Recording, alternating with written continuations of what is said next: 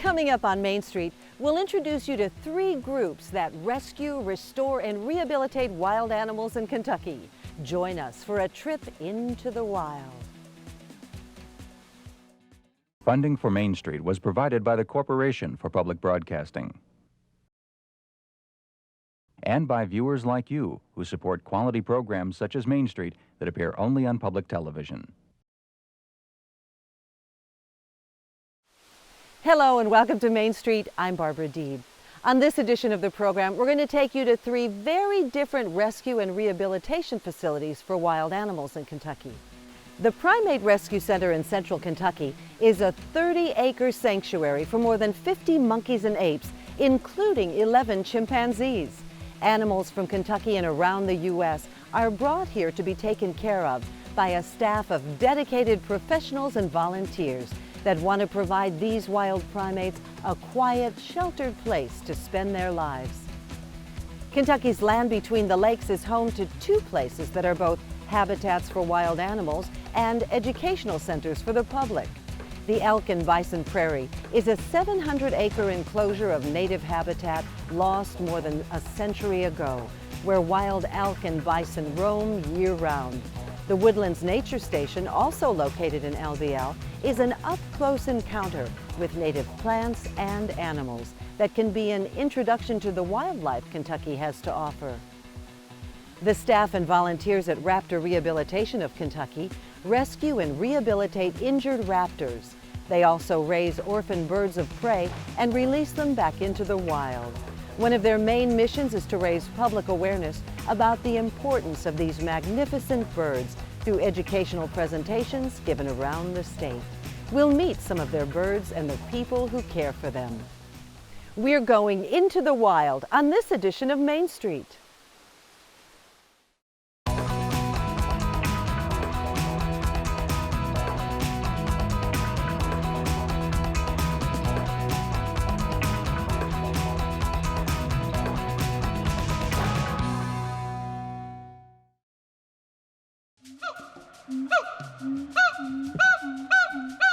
The Primate Rescue Center began when our director's husband purchased a monkey for her, thinking that it would make the perfect pet.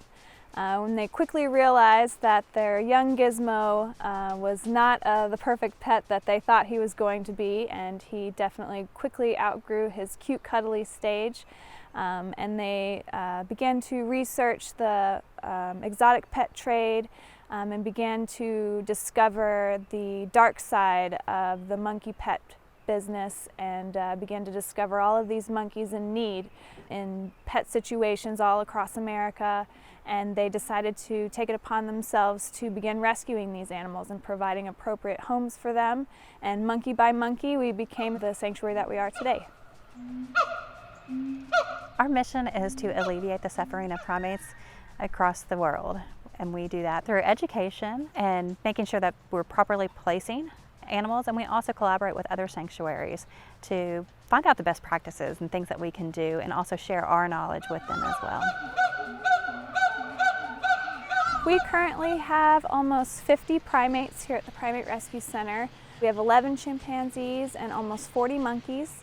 They come to us in a variety of situations, ranging from laboratory animals to entertainment animals, but most of them come to us from pet situations. Many of them are brought to us by their owners. However, some of them are confiscated by Fish and Wildlife or animal control officers. Some of our animals are just completely abandoned. Delia was left in an apartment closet, just left by her owners to be found by the landlord. Some of them are found roaming free in the cities. Some of them are severely mistreated, found in very, very tiny cages that are full of waste and dark basements and haven't been fed in quite some time and are very emaciated. So some of these stories can be quite tragic and pull at your heartstrings.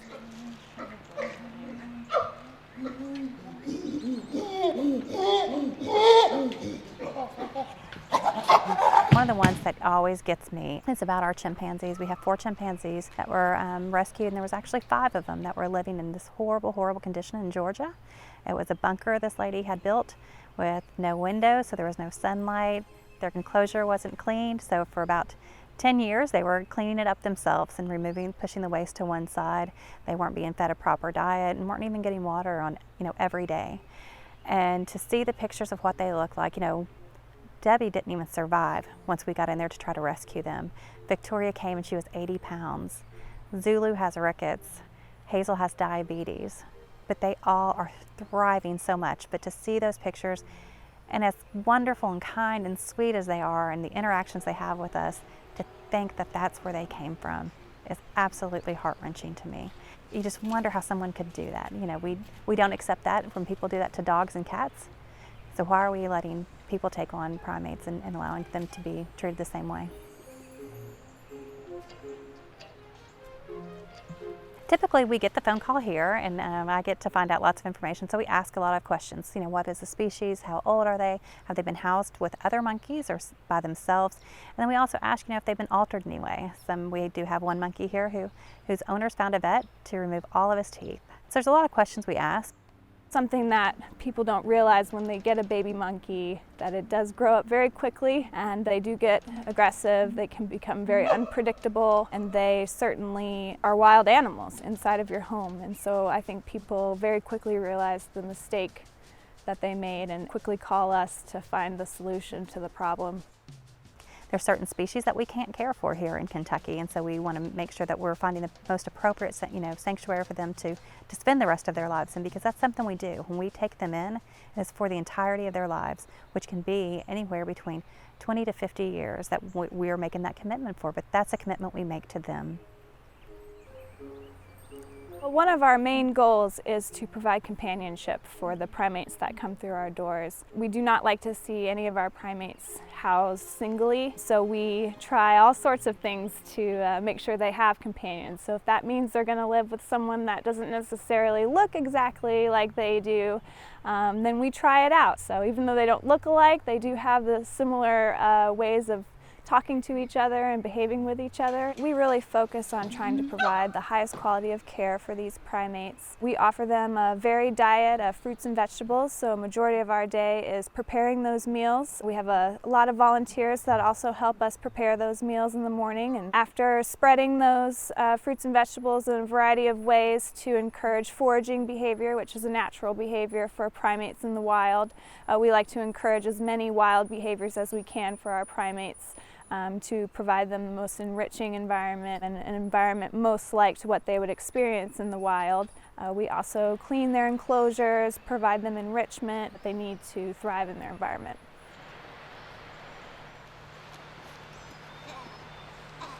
Our primates have had traumatic pasts, so we do want to provide them with a sanctuary setting, which means not having strangers enter their lives on a daily basis. Primates are very territorial, so when strangers come into their territory, they want to defend that territory. So they display and they act out, and some of them even become stressed. So in order to prevent that experience for them, we limit the amount of visitors that we have, and we are closed to the public. We do this for them because they have gone through such traumatic experiences in their prior lives to arriving here, and they deserve to be cared for. They deserve a sanctuary to live out the rest of their lives in peace and serenity. We're one of the very few sanctuaries across the United States. In this region, we are the only one that can care for monkeys and chimpanzees. When you look around at everyone that's here, where would they be if we didn't exist? And it's such a passionate work for all of us that are here and doing this. It's something that we love, and to come to work every day and get to be surrounded by the beauty that is the Primate Rescue Center. We would love to not be a sanctuary, not have the need for it. We would love for all of these monkeys to have lived their life in the wild, with their families, with their mothers. So it's heartbreaking every day to know that we have to provide a sanctuary, because every day we come, we know who we work for, and it's the monkeys and chimpanzees that call the Primate Rescue Center home. We know without us, their lives would be still in peril, and they would still be in those deplorable conditions if we weren't able to rescue them.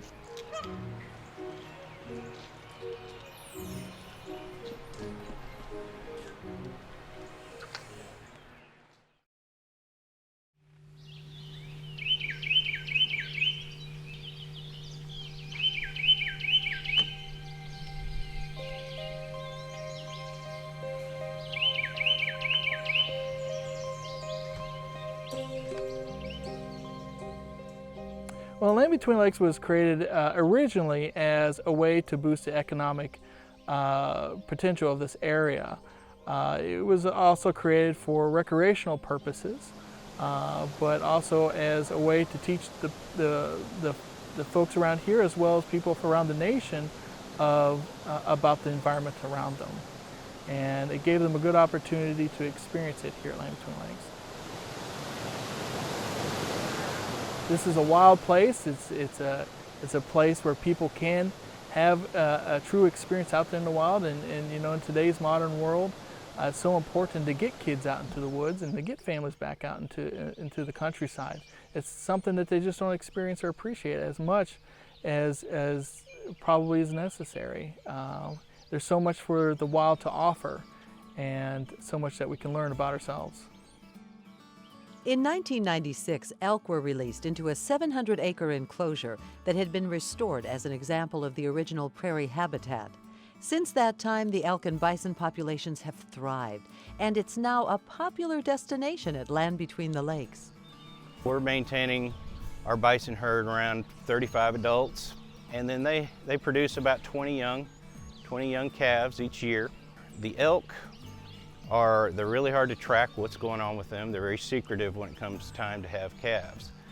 They're also called calves, but it's always a game trying to see who has a calf and who doesn't, because unlike the bison, which are up and moving around with the herd within a day or two, the elk hide their young in the woods or in a tall grassy field and just leave them there for hours each day. And then they'll come back, the mother will leave the herd where she's hanging out, make sure nobody's looking, come back, feed them. The little fellow will get up, you know, get a little milk, and then she'll bark at him, he'll lay down and hide somewhere, and she'll take off again. And hope she's not spotted during that process. The calves of elk are pretty scent-free, and so that's their defense, is to lie still, stay quiet, and if anything comes by, don't move. So if you have a coyote or something sneaking around looking for them, it could walk right by them and not know they're there. People have a fascination with these large, furry critters. You know, they travel out west to go see them, and sometimes they don't see them when they go out there. You know, the bison are, you know, they gotta go to Yellowstone Park or someplace far, far away to actually see them. And so this allows local people that don't have the budget to go travel across the country every year or several years to bring their kids, their family, to see something kind of unique. A 3.5-mile loop brings visitors to areas frequented by the elk and bison. Timing is everything in a visit to the prairie. Early morning and late afternoon visitors can see both populations roaming the grasslands in search of food. Be on the lookout for other wildlife, such as turkey and songbirds that inhabit the prairie as well. Other than elk and bison, which are the main attraction, the main reason for bringing this prairie back is actually all the other animals it benefits. You know, you have numerous songbirds and small mammals, and even some reptiles and amphibians that depend on this prairie type of habitat, an open forest habitat. And these are types of habitat that are really have decreased dramatically in the east, and we're trying to bring them back because these suites of animals have trouble finding places to nest or places to eat. You know, it may just be one part of their life they need this tall grass for, maybe nesting. And this is the only place they can find it, and then they can go eat somewhere else. Or somebody else may need to eat here, and then they nest somewhere else that's plentiful. But all you need is one part of that habitat group that they are lacking, and that's all it takes for that animal not to be able to survive in the entire area here of their home range. The Woodlands Nature Station, also located in the Land Between the Lakes, is an intimate introduction to the plants and species native to Kentucky.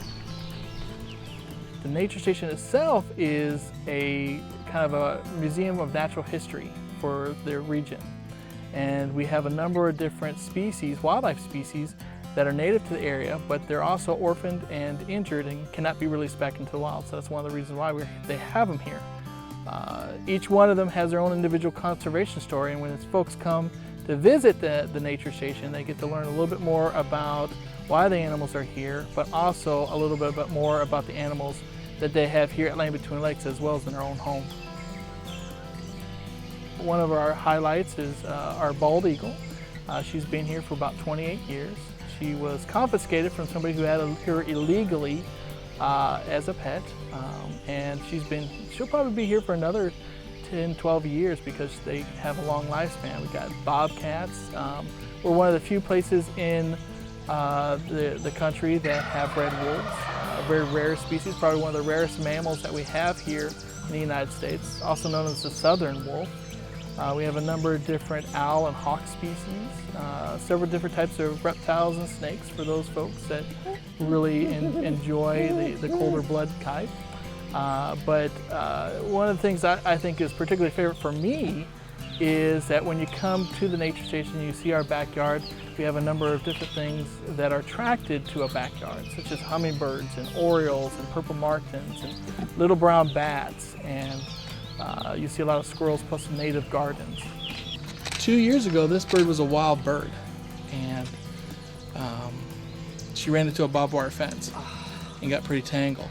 And they weren't able to release her back into the wild because of that, because they had to amputate her wing. So that she had to be found a more permanent educational home, and that's what we do here. We provide them a home for the rest of their life, and they help us teach you guys a little bit more about them. They're kind of like our ambassadors. You want to close? The thing that kind of draws me to Land Between Lakes, but also just into this profession, is I've always liked wildlife. I think I always joke with people that I've been genetically inclined to this job. Because really for me there was no other choice. I've been crazy about animals all my life. And the nature station and Land Between Lakes gives me that opportunity. The thing I love about Land Between Lakes the most is that the incredible biodiversity, the number of bird species that you might come across here, the number of reptiles and amphibians, the number of mammals that you'll come to. I mean, you have so many different kinds of wildlife here because we're in this crossroads between north and south and east and west. It just makes it a bonanza of opportunities to experience them. One of the mottos that I always seem to like when it comes to Land Between Lakes is go outside and play. And there's not enough of that, I think. I'd like to get more people out here and experiencing. Go for a hike, to go for a canoe paddle, to take their four-wheeler out for a ride, or the horses, during the springtime breeze. I think those are some great opportunities for people and myself to enjoy.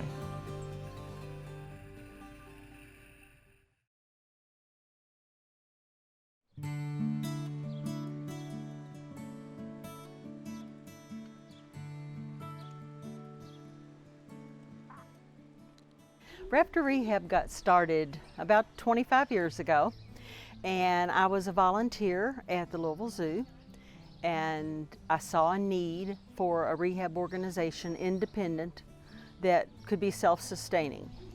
And so I had told my husband about the raptors, and he volunteered at the zoo a while also, and we just both immediately fell in love.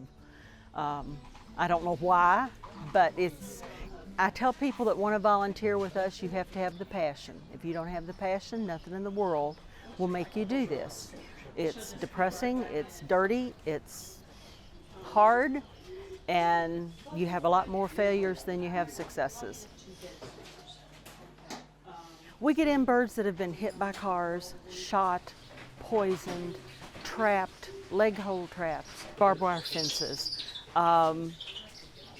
plate glass windows. You wouldn't think that these birds could fly through a window, but we've had people come home from vacation to find a red-tailed hawk sitting on the couch in their house where it flew through the window, couldn't get back out the hole that it came in, and that happens more than you would imagine. They get hit by airplanes. They fall out of the nest, and well-meaning people take them home and try to hand raise them. If there's a way to get in trouble, they get in trouble. Our mission is to educate the public. It's probably, even though we're a rehabilitation center, probably educating the public is the most important to try to make there be no need for our services, no deliberate need. People learn about what they hear about or what they see. And the fact that we have captive raptors that we take out into public, that strikes a chord with people. They see that bird and they don't realize, number one, that they're right in their neighborhood, some of them, and they don't realize the good they do. Turkey vultures, they're birds that are completely misunderstood, but they're so beneficial to our earth. And people just don't get it. They say, oh, ugly bird. They're not ugly, they're beautiful. And they clean up our earth and they keep diseases from spreading. You have to teach them.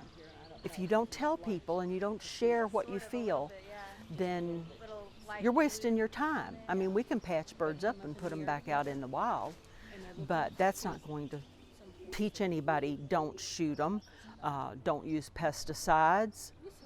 There's all kinds of things people can do to make these birds' lives easier, and one of them is just understanding they have a right to be here just like we do. These are wild creatures. People think they're pets. We take them out. Can I pet the bird? No, you can't. These are wild creatures who tolerate us. And some days they tolerate us better than other days. So even a bird that you've worked with for months or years, occasionally that bird is going to get excited about something, and instead of being here on the glove, she's going to get her foot here and go in your arm. Okay, it's going to happen. So that's the first thing I tell volunteers. Be ready. You will bleed at some point or another. I promise you it will happen. We have the most wonderful volunteers, and we are so fortunate. We have them from every walk of life. We have retired doctors, ministers, factory workers, janitors, cooks, teachers, retired teachers. I can't even begin to name all the professions that have come through the door here. And the one thing we all have in common is the birds. That's the one common denominator. It's just a kindred spirit over the majesty of raptors. If it wasn't for the public, that's how we do this. The public makes donations, that gives us the money to do the work we do. Volunteers. Without volunteers, there's no way in this world I could do this. The cages get cleaned every day, and is that necessary? No. It really isn't. I go to some rehab facilities, they clean their cage once every 6 months, but we clean cages every day. The birds have to have good medical care. Our vet, Dr. Robin Sheldon's been with us for 20 years, never charged us a penny. We pay for the medicine. We pay for the surgical if we need a pin pack or something, but she donates her services, the x-rays, everything completely free. And we couldn't do it without her. So I'm kind of the glue that holds this together, but I'm not by any means responsible for all of this, in the fact that I couldn't possibly clean the cages, I couldn't afford to pay for the food, I couldn't give them the proper surgeries. If we didn't have volunteers, we couldn't get it done. And the amazing thing is, John and Eileen have kept this going, like I said, for over 25 years. And volunteers come and volunteers go, and guess what? More volunteers come. So that's the good part, is if somebody leaves who's been really good, it'll be okay. Somebody else will come and step up and learn what needs to be learned and do a good job. The best part of this is probably release. The most enjoyable part is baby season, when we get in all the tiny little ones and we know we can fix them because we just put them in with a foster parent and supply the food, and our obligation is done.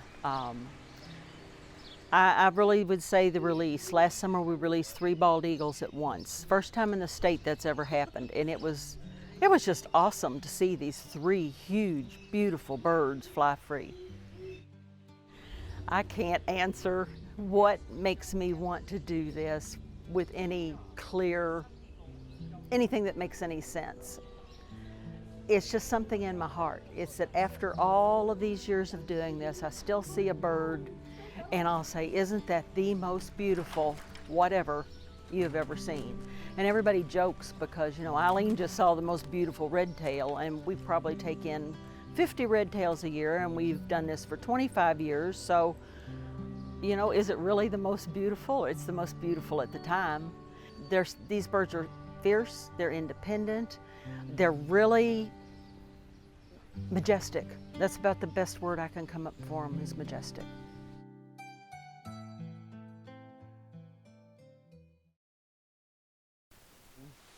Well, we've come to the end of our journey. We hope you've enjoyed this trip into the wild with the Primate Rescue Center, where a dedicated staff gives sanctuary to more than 50 monkeys and apes.